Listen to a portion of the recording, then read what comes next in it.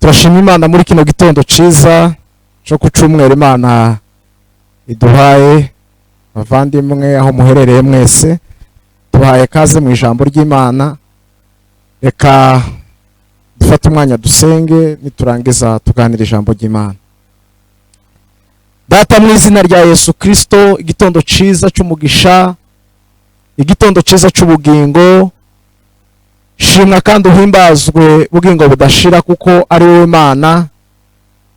Igitondo ciza utugabije kugira ngo tubemo tukinezererwemo tucishimiremo.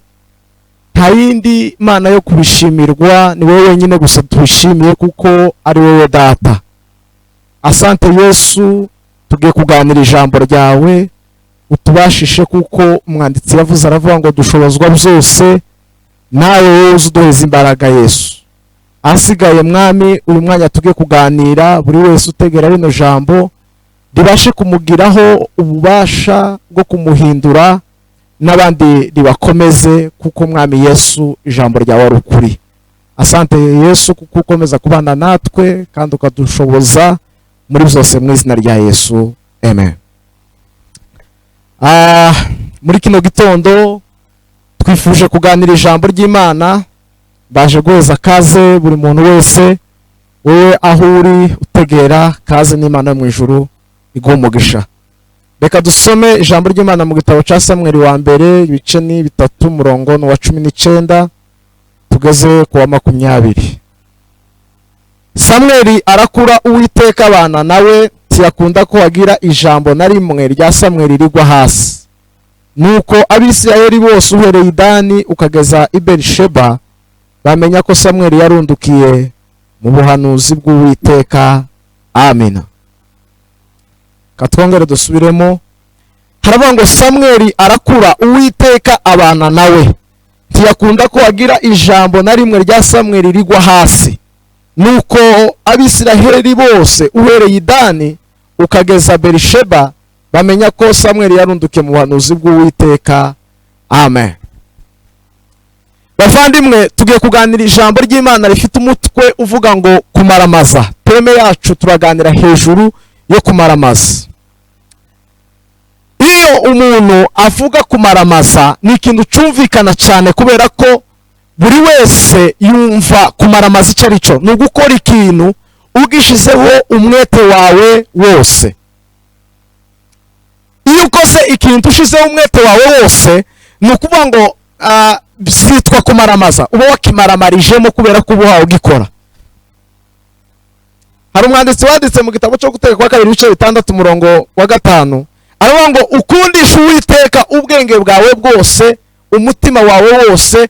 Ni ukuvuga ngo icyo Imana ishaka ku buzima bwacu, Imana ikeneye kugira ngo mu buzima bwacu tumaramaze tuyikorera, kuko mu kuyikorera kwacu niho harimo imbaraga zidasanzwe. Tugira imbaraga ryari? Tugira imbaraga iyo tumaramaje. Twitwa abatsinzi ryari? Iyo twamaramaje, twatanze ubwenge bwacu tugatanga imbaraga zacu mu gukorera Imana. Bibiri ijambo ry'Imana dusomye, aya ni amakuru nkunda cyane. Bibiri ijambo ry'Imana riravuze neza yuko uyu wari umugabo witwa Elukana yari afite abagore 2. Bibiri ijambo ry'Imana risa rivuga kuko Penina yari yarabyaye, Ana ntiyabyara, ariko byose byaturukaga ku Mana, kubera kuko Ana ntabwo yigeze abyara, kubera kuko bibiri ijambo ry'Imana rivuga ngo Imana yonyine niyo yari yarafunze inda yiwe. Penina arabyara, bibera ikigaragazo gikomeye cyane Ana, kubera kuko iwe atabyaye. Bibiri ijambo ry'Imana rivuga ngo igihe cyose yabaga yishimye nk'abandi. Penina yamukinaga ku mubyimba akamubwira ati, ese ukora bino nawe utarabyaye? Bikababaza Ana cyane. Bavandimwe, icyo dushaka kuganira niki? Ni ukuvuga ngo hari igihe ikigaragazo kikuzaho kugira ngo kikubere isomo, ugitsinde winjire muri indi somo. ana yahuye n'icyo kigaragazo cyo kutazara, ahura na mukeba we wo kumugerageza. yagira igihe yishimye akaba yamubwira ijambo rimubabaza, ariko arababara kandi ababara iminsi myinshi cyane. yaseka mugenzi we ati se uraseka wigeze uzara? cyangwa se kubera kuko umugabo we yakundaga ana ngo akamuheza imukwiriye byinshi, noneho ngo yamara kubimuheza waba akamubwira ati se uko ubihawe nawe se warabyaye? ngo akababazwa cyane nuko mukeba wamubwira gutya. ntitugacike intege mu gihe turi mu bigeragezo, mu gihe dufite ba mukeba bacu bagenda batugerageza badushiraho ibitero. ni ukuvuga ngo icyo kirashobora kuba ari ikigeragezo cyawe kugira ngo ugitsinde winjire mu rindi somo. bimubera ikigeragezo ariko arasenga cyane kugeza igihe bamubonaga bakavuga ngo se uyu mugore azogeza he? aramubwira ati se wa mugore we uzageza he isindwe ryawe? ni ukuvuga ngo yasenze Imana, yinginga Imana cyane, ayibwira kuko Imana igomba kumuheza nawe umwana kugira ngo Penina nawe ntakongere kumukina ku mubyimba. ikintu cyantangaje ni iki: umunsi Imana yumvise isengesho rya Ana, ni umunsi Ana yasenze Imana arayibwira ngo Mana, kubera abana ba Eli bamaze gukora ibyaha biyandavuza, bakagenda bakashabura inyama, barangiza kandi bagasambanyiriza abantu baje ku bitambo, aravuga ngo Mana, keneye umwana w'umuhungu, kandi uwo mwana w'umuhungu nzamugutambira kugira ngo abe mu nzu y'Uwiteka iminsi yose. Imana iravuga ati ni iryo sengesho nashakaga. iteka ryose Imana izagukemurira. Imana ntiyumva amasengesho usenga kugira ngo uhabwe ibisubizo uhangane n'abandi. Imana yumva amasengesho usenga ufite ubukene bwo gushaka Imana, kuko Bibiliya ijambo ry'Imana rivuga ngo hahirwa abafite inzara n'inyota byo gushaka Imana. hahirwa abafite inzara yo gushaka Imana. Ana arasenga asaba Imana kuko igomba kumuheza umwana, uwo mwana bakamutanga akabasha gukorera Imana ubuzima bwiwe bwose. Imana yo kubera icyo ukoze ugiye kumubona. bavandimwe babwire, iteka ryose nusenga usaba Imana kugira ngo Imana iguheze ibisubizo byo guhangana n'abandi, ntabwo Imana ishobora kubikora. Imana izabikora mu gihe wewe watekereje ukabona icyo umurimo w'Imana igikenewemo ukayisaba. Imana izakora ibyo wifuza.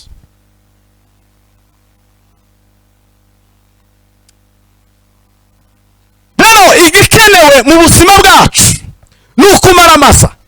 Samweli aravuka, ntidutinda muri aya makuru. nyina mujana mu rusengero, aba mu rusengero, uko yavuganye n'Imana sibyo tubitindamo. icyo dushaka kuvuga ni ukumaramaza kubera umwanya mutoya dufite. noneho ngo arangize avuga ikintu gikomeye cyane. Bibiliya ijambo ry'Imana rivuga ngo Samweli aganira n'Imana kubera kuko atarazi kuvugana n'Imana, kubera kuko Imana ntiyarazi kuvuga. Imana yamuhamagara iwe akagira ngo ni Eli umuhamagaye. kimwe nuko yagenda akaja kubaza Eli ati nditabye kuko ari wo mpamagaye. Eli amugira inama yuko agomba niyongera kumva ijwi aribwira ati karame mwami nteze amatwi ndakumva. noneho ngo arangize haleluya haleluya, Samweli avugana n'Imana. amaze kuvugana n'Imana, Imana imubwira amakuru yose. Bibiliya ijambo ry'Imana twasomye havuze neza cyane, haravuga ngo Samweli arakura, Uwiteka abana nawe, ntiyakunda ko hagira ijambo na rimwe rya Samweli rishobora kugwa hasi, rishobora kudasohora. Bibiliya ijambo ry'Imana iryo rivuga neza ngo rishobora kudasohora. icyo Samweli cyose yavugaga kwabaga ari ukuri, cyarasohoraga. bavandimwe, dusabwa gukura, dusabwa gukura, dusabwa gukura. Imana ikeneye mu buzima bwacu ko tuva mu bwana tukishyira kuba abagabo bazima. ijambo ry'Imana rivuga neza ngo ukiri umwana mutoya natekerezaga nk'umwana, nkibwira nk'umwana, ngakora nk'umwana, ariko maze kuba umuntu muzima natandukanije ikibi n'icyiza. Menya ikibi, menya icyiza. Ni ukuvuga ngo iyo uri umwana tumenye ikibi n'icyiza. Umuntu wese, umubyeyi ufite umwana ikintu cyose ntashobora kumenya ko kino kintu ni cyiza cyangwa kino kintu ni kibi. Ikintu cyose abona iwe yo gifata kimwe nuko yofata ikintu, kandi cya kintu kiri mu rupfu yofata umuriro, yofata ibintu byose. Ariko Samweli amaze gukura, Samweli amaze kuba mukuru, Samweli atakiri umwana, bimenyekana Isirayeli yose ko Samweli yarundukiye mu buhanuzi bw'Uwiteka. Samweli arakura, Uwiteka abana nawe. Ni ukuvuga ngo mugiye ukura ubana n'Uwiteka, Imana igendana n'uwakuze. Samweli arakura, Uwiteka abana nawe. Ntiyakunda ko hagira ijambo na rimwe rya Samweli ritasohora. Uhereye Dani ukageza Berisheba, bimenyekana ko Samweli yarundukiye mu buhanuzi bw'Uwiteka. Ni ukuvuga ngo iyo ukuze ukava mu bwana, abantu bose ari abo muturanye, ari abo mubana, bamenya ko wakuze, warundukiye mu buhanuzi bw'Uwiteka. Bamenya kuko wamaramaje mu by'ukuri mu buzima. Imana ikeneye kugira ngo tuve mu bwana, tuve mu butoya, twishyire mu buzima bubasha kuramya, twishyire mu buzima bubasha kuvuga Imana kuko bikwiriye. Haleluya, haleluya, haleluya. Yesu akeneye kugira ngo wowe umaramaze mu kumukorera. Yesu akeneye kugira ngo wowe ubashe kwitanga, witange, ukorere Imana witanze, wivuye inyuma, ibyawe byose, ubwenge bwawe bwose, ubugingo bwawe bwose, umubiri wawe wose. Bibiri ijambo ry'Imana Pawulo niko yandikiye Abaroma, arababwira ngo nuko rero bene data ndabinginga kubw'imbabazi z'Imana ngo mutange imibiri yanyu ibitambo bizima, byera, bishimwa n'Imana, ariko kwikorera kwanyu gukwiriye. Gukorera kwacu kw'Imana gukwiriye, kumaramaza kwacu gukwiriye, ni ugutanga ubwenge bwacu, ni ugutanga umubiri wacu, ni ugutanga ubugingo bwacu mu gukorera Imana. Hari imbogamizi zigera kuri 4 zituma umuntu atamaramaza. Iyo mvuga imbogamizi 4, haba hariho n'ibindi 4 kontrere y'ivyo ngivyo bibasha kugufasha kugira ngo umaramaze. Ijambo rya mbere riravuga ngo ni ukugira ibitekerezo bibi. Mvuze kugira ibitekerezo bibi bituma utamaramaza. Kugira ngo umaramaze ni ukugira ibitekerezo byiza. Ni ukuvuga ngo bavandimwe, ibitekerezo bibi Matayo arasandika neza mu gitabo cya Matayo ibice 15:19, haravuga ngo kuko mu mutima w'umuntu ari waturuka ibitekerezo bibi, kwica, kwiba, gusambana, kuroga, gukora biriya byose abantu bakora bitari byiza, biriya byose by'umwijima biva mu gutekereza nabi. Ni ukuvuga ngo umwazi, ijambo rya mbere azakora kugira ngo abashe gutuma utamaramaza ni ukugutera umwambi wo gutekereza nabi. Iyo utekereje nabi ntushobora kumaramaza. Bavandimwe, babwire, nimba muri kino gitondo wibwire neza, nimba muri kino gitondo udatekereza neza, ni ukuvuga ngo tangira utekereze neza kwa Kristo. Wimura ibitekerezo bibi, kuko ni wimura ibitekerezo bibi urahura n'ubwiza bw'Imana, uramaramaza. Imbogamizi zituma umuntu atamaramaza ni ukuvuga ngo ni ukugira ibitekerezo bibi. Imbogamizi ikiza gituma umaramaza ni ukuvuga ngo ni ukugira ibitekerezo byiza. Haleluya. Ijambo rya kabiri ni ishari. Ishari ni ukuvuga ngo ishari rituma utamaramaza.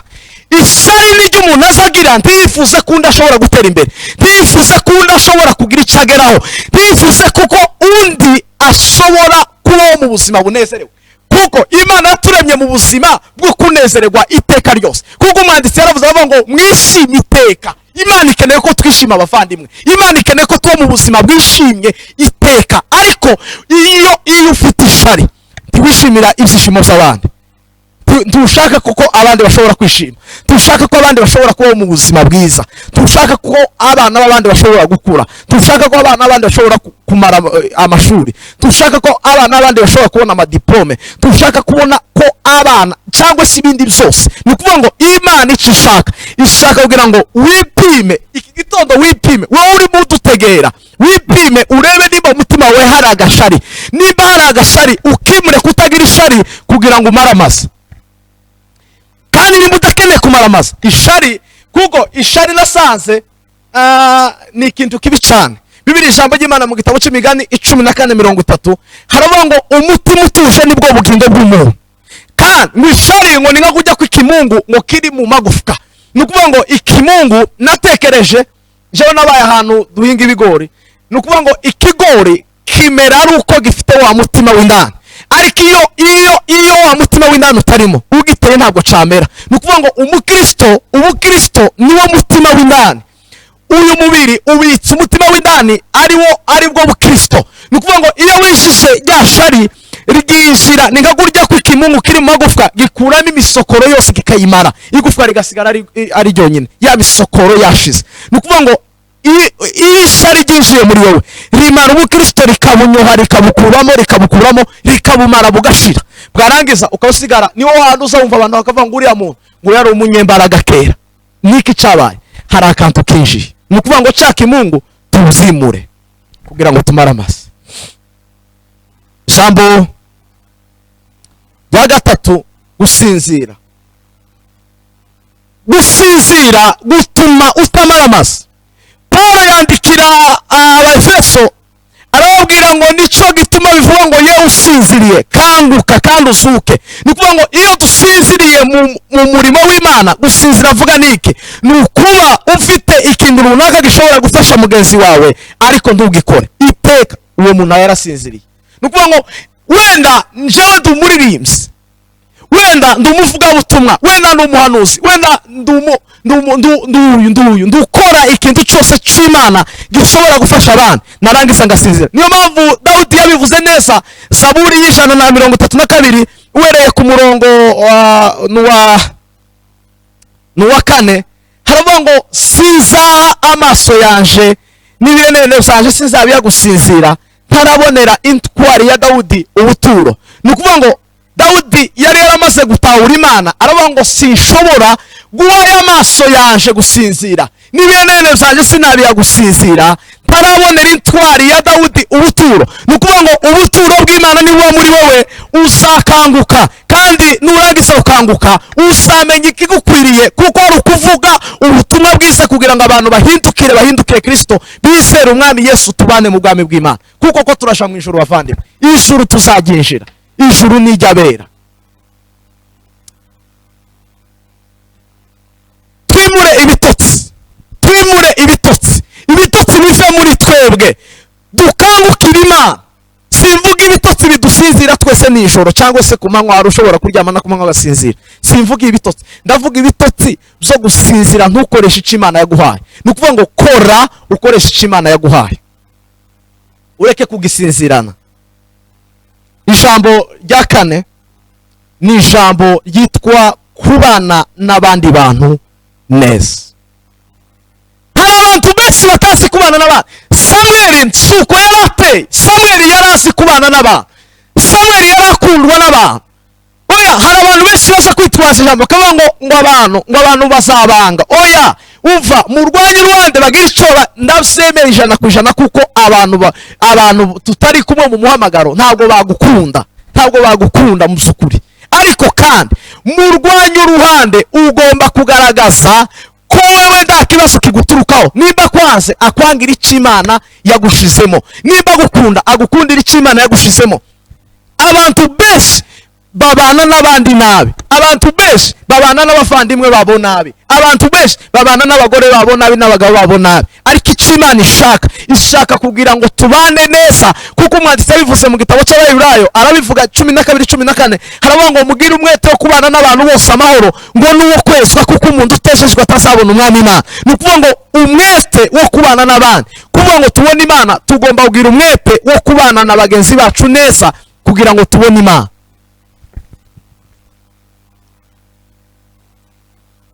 Imana ikeneye kugira ngo mu buzima bwacu tumare amazi. Muvandimwe, soza ndakukangurira kugira ngo itekerezeho, ese waramaramaje cyangwa ati wamaramaje?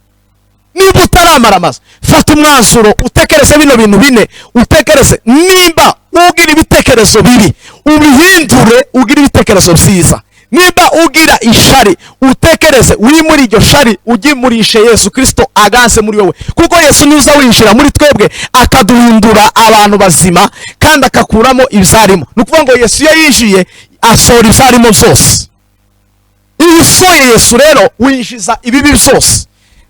Nimba warabonye kitabo cha moyo wa mtu, hazaba harimo inzoka, ingurube, iki biriya byose biri byose biba biri mu mutima. Nukuvuga ngo Yesu yaje aramurika wa mwijima wose ukavamo. Imana ikeneye rero kugira ngo ukingure umutima wawe, wewe usinziriye, wewe ufite ishari, wewe ufite ibitekerezo bibi, wewe ubana n'abandi nabi, kingura umutima wawe Kristo abashe kukumurikira. Kingura ubugingo bwawe, kingura wewe Kristo abe muri wowe. Ntiyavuge wewe, havuge Kristo muri wowe. Ntiyatekereze wewe, hatekereze Kristo muri wowe. Kuko iyo wakinguye ibitekerezo, Kristo akwereka ibyo ugomba gutekereza n'ibyo utagomba gutekereza. Bavandimwe, soza, nta kindi kintu gishobora kudufasha mu kumaramaza ni ukwizera Yesu nk'umwami n'umukiza. Twarangiza tugakora ibyo ishaka. Gukora ibyo ushaka ni ugusoma ijambo ry'Imana, ni ugusenga. Nusenga ugasoma ijambo ry'Imana, ni ukuvuga ngo iteka ryose Imana izahinduka inshuti yawe kandi izagufasha mu kumaramaza, kuko dushobozwa byose nayo iziduha imbaraga. Nta kindi cyo dushoboza ni ugusoma ijambo ry'Imana ukaritekereza. Hariho gusoma gusa, hariho no gusoma no kubishira mu bikorwa. Soma, utekereze, nurangiza usenge. Icyo gihe ubuzima bwawe buzahinduka, uzamaramaza. Reka dusenge. Data, mu izina rya Yesu Kristo nsabiye muvandimwe wese utegera rino jambo, kandi nashimira ku mbaraga utanze kugira ngo mwami tubashe kurisangiza abavandimwe. Mwene data utegera rino jambo, umugire neza kandi umwiteho.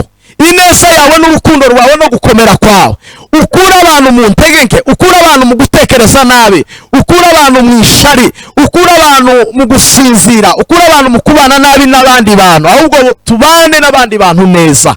Mwami Yesu, duhindure kuba abantu bamaramaje mu zawe, kuko umwanditsi yabivuze neza ngo tugukundishe ubwenge bwacu n'ibitekerezo byacu n'umubiri wacu n'ubugingo bwacu ari byo bigukunda. Mwami Yesu, ndagusabye kugira ngo buri wese abashe kumaramaza, kuko tubishobozwa nawe.